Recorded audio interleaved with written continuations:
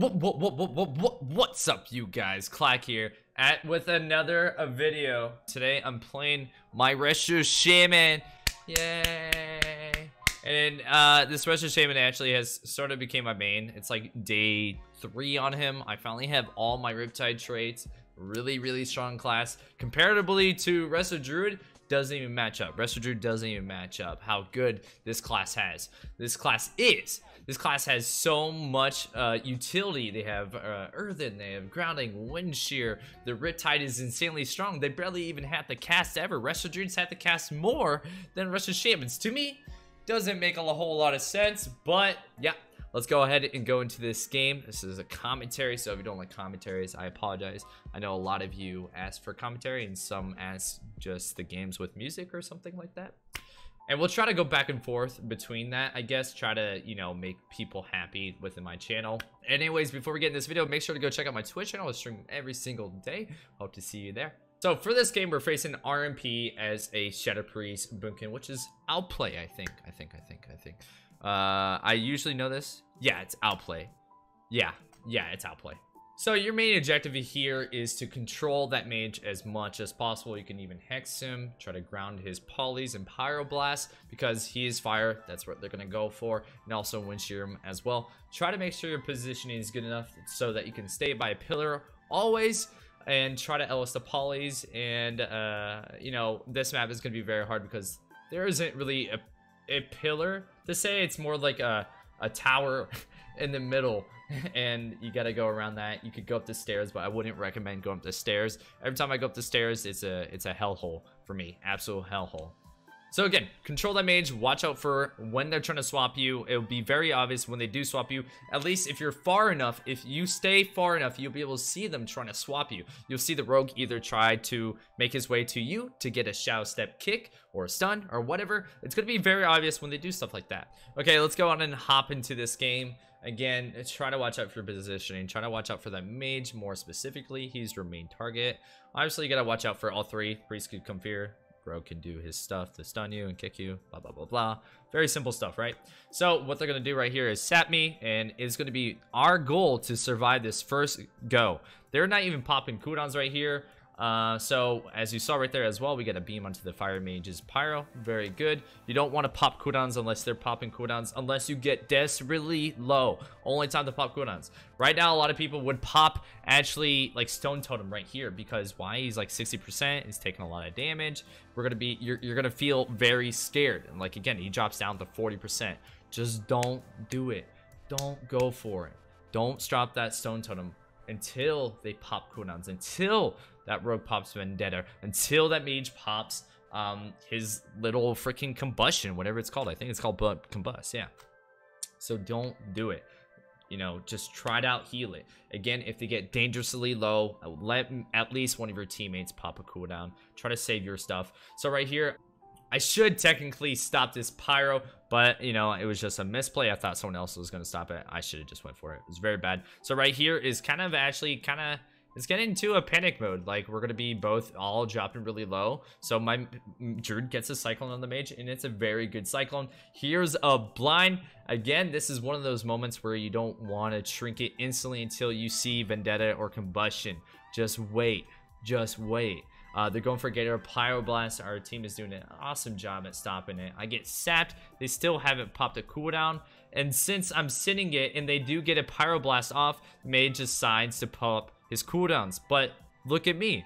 I'm almost out of the CC. We'll be fine. He dispersions. Honestly, I don't think it's a very good dispersion. Why? Because combustion, or excuse me, pyro, when pyroblast goes off, it does 33% of the person's HP, no matter what. No matter how many walls you have, it's going to do 33% of the HP. So he walled it because of the pyroblast. Not very good. Not good, because it's going to do the same amount of damage anyways. If anything, I could just Stone Totem because he's going to get really low. It's combustion.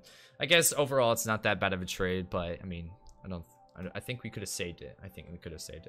So here it comes again. There's a pyroblast actually onto our druid. Holy crap, we got jabooked, but I don't think that was a very good thing by that fire mage. If you can see, my Shadow Priest is like 53%, and he already used dispersion. If that pyroblast or Pyro, is it? Yeah, Pyro? I can't even think, dude. Why can't I think? If that Pyroblast would have hit our Shadow Priest, he would be down like 20%, and they could further get even more cooldowns. So right here, the Rogue, it actually has Kenny coming back up. So I go ahead and Stone Totem. I'm getting scared. They have Kick up. CS is about to be up. I'm very scared. I pop Stone Totem. I want my team to get in this Stone Totem. You're gonna see they don't come into Stone Totem. They literally just, they're out. They're literally like a foot away from it. It's the most triggering thing ever. So I end up forced to pop Ascendance because they're not in it. My Shadow Priest is in a kidney right outside of the Stone Totem. Again, holy crap. Very triggering thing as a healer, because like that's one of our major cooldowns, so it's very sad to see it to go to waste. So I'm forced to pop Ascendance because one, my guy's in a kidney, we're all very low, and they both have both their kicks up. So I'm in a very scared spot, so I am forced to pop my Ascendance.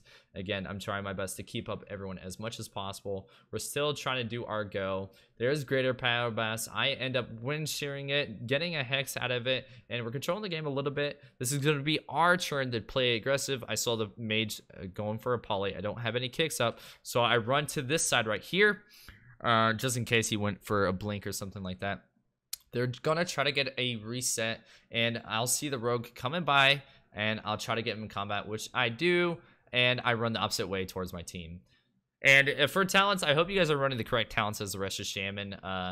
Instead of running the roots, you can run into the Ghost Wolf, which reduces the damage taken if you have, you know, the talent. And then there's, you know, some really good traits. You could have the Riptide traits, and there's also like a Ghost Wolf trait where it heals you like per second, like 1,100 per second per trait. Pretty strong. So again, we got some pressure. Don't want to run in the ring. There's temp by the mage. This is actually going to be kind of scary for us because one, he just juked me. I just popped grounding for that poly. There's a full kidney again. He's going to be able to get this poly coming up right here. Honestly, I wasted a little bit of time right here, like sitting around and juking the mage. I should have just ran around totally the moment I juked him to get away from that poly. But he's going to get this poly because, you know, I messed up for that split second. And here is their go. This would be a moment to, you know, maybe pop some cooldowns for me, but it doesn't look like they do it. Yeah, they don't do anything for me. It feels bad. I was about to pop Stone Totem right there, but I ended up canceling it because, again, they don't have any cooldowns. We have the counter pressure. It would be literally no reason until, boom, there's that cooldown. There's a Smoke Bomb. I pop Stone Totem. Again, another Stone Totem is going to be wasted.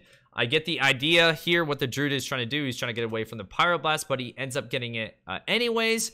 And then my Priest ends up fearing their mage stopping the second Pyroblast, and he's going to silence him as well. So again, another Stone Totem sadly wasted. It hurts. And then I had the Spirit Link out of that kick that the Rogue did to me.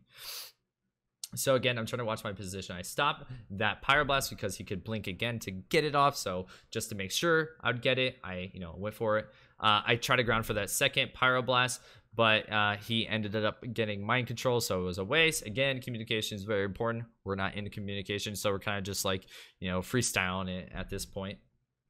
I go for a cap on the mage. I land it. Not the biggest deal. Doesn't change the game or anything like that. Might delay it. Their go a little bit longer.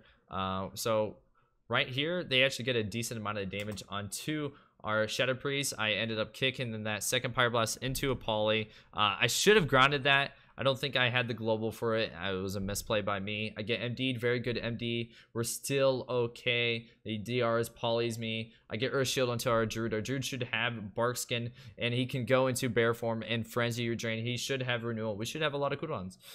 So we're looking pretty good here, actually. And here is going to be our go. There's a Root Beam onto the Priest, and we're getting a lot of pressure onto the Mage. There's Temp.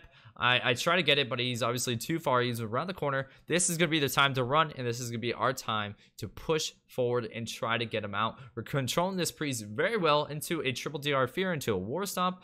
We can potentially go for a Hex on him. Mage could dispel it, but it's still the global on the Mage to dispel the Priest. There's a Dark Arc. This is going to be their go. This is kind of a scary moment. I throw down Cap Totem, trying to get some healing waves. No kicks for me, so I'm just going to free cast him up. I ground that Pyroblast like a boss.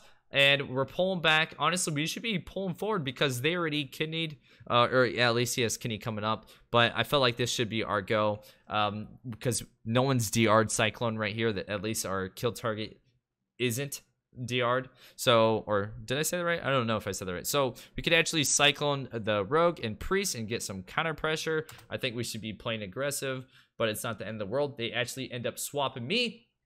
So here I am spamming wall. I get wall off, earth shield. I should be okay. I shouldn't have to pop any more cooldowns unless they dedicate more cooldowns to me, like a vendetta or something. I would. I juke a kick right there, go for earth shield onto our boomkin. I drop stone totem, eat a full poly. I knew I was about to eat a poly, so I just threw stone totem. I could have probably wind sheared it, but I thought it was going to add LOS. I just did a very bad job at kicking it. Again, this is like my second day on my Rush of Shim, getting used to it. Sometimes my mouse fucks up. The wind shear is also my mouse too. I don't know about you guys, but I spam like you know, down on the mouse wheel. Sometimes it doesn't get it fast enough, just because yeah, you know. Fast finger. So we get an ice block onto the fire mage. The priest ends up I don't know how he got out of that root beam. I don't know. Did he must have did something to get out of the root beam, or he waited the full duration. I can't remember. Didn't see it. Again, I get a full hex onto the priest when the mage was ice blocked. So that means the mage has to come out and dispel him, or the priest has to sit the full hex. So that's a really good hex right there. We were able to get a kill off of that. Again, our comp is pretty strong. It's not as strong as their comp, but our strong is actually, I don't know if I could say that. I would say our comp is just as strong as their comp. We're really a dampener comp. My druid doesn't even have the innervate traits that makes druid super strong. So again, and we weren't even a voice, and this game is around 2600 MMR. Not that bad. I'm hoping to push. I honestly really want to push the 3K, but after, you know, some time, I need some practice just getting used to the wind shear, properly wind shearing, and I think I should be good to go. I'm using my totems and my groundings kind of okay. Obviously I can improve upon that, but again, it's just day 2, and I still don't even have a team to play with, so wish me luck. Anyways, guys, I hope you enjoyed this video. Make sure to get out there and pwn some nubs. Take it easy, guys. Thank you.